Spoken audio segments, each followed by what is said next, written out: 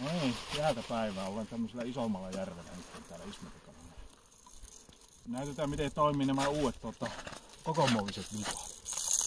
Tämä pitää kestää nyt aika hyvin kuule pakkasta ja iskuja tämä vippa.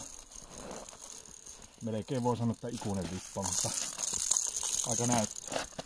Katsotaanpa miten tämä viritetään. Tähän ei tarvitse kellua erikseen. Tämä ääntää aika kivasti ilmaa.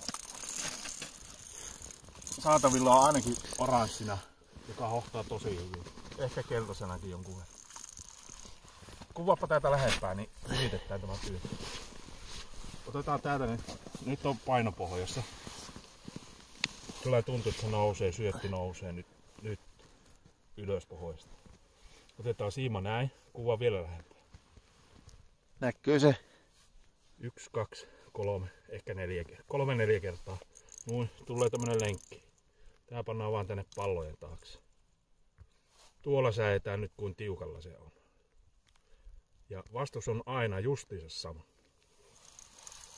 Nyt se on meillä pyynnissä. Nyt kannattaa vielä vähän kiristää kelalla tuo siimavyyhti. Noin.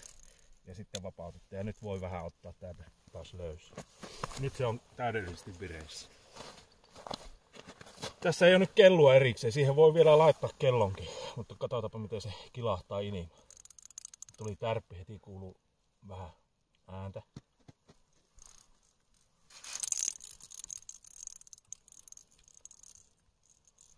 Sitten juosta.